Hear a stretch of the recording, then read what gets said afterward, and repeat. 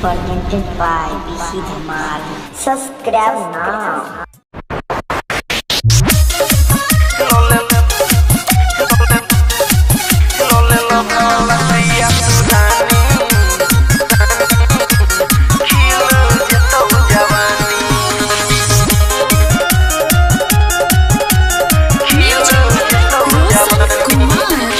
तोहर चिका नहीं जेतो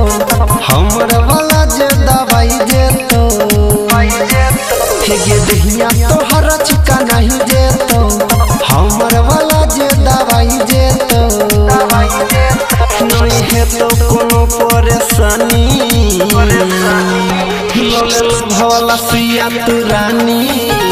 खिल जतो जवानी लोले भवला सिया तू रानी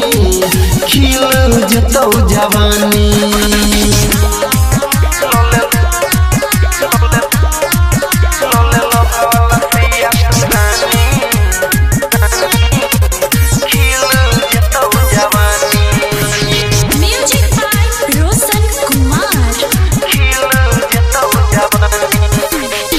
चार दिन में सुन छौरी जेबे तू मोटाई गे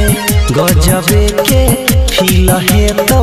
बॉडी जे तो गोटाई गे चार दिन में सुन छौरी जेबे तू तो मोटाई गे गजबे के फील है तो बॉडी जे तो गोटाई गे फायदा करतो नहीं है तो नुकसानी भवला सिया तू रानी खिल जतो जवानी लोले भवला सिया तू रानी खिल जतो जवानी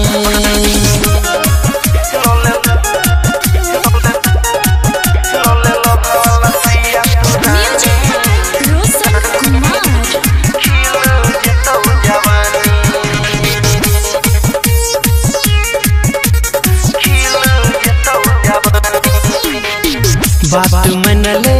कहो तोरा राइटर रवीन गे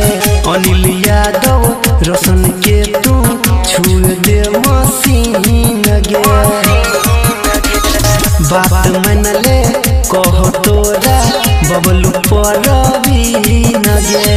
अनिल यादव रोशन के तू छुए दे मसीन गे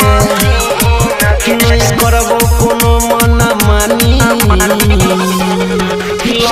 भवला सिया तू रानी खिल जतो जवानी लोले भवला सिया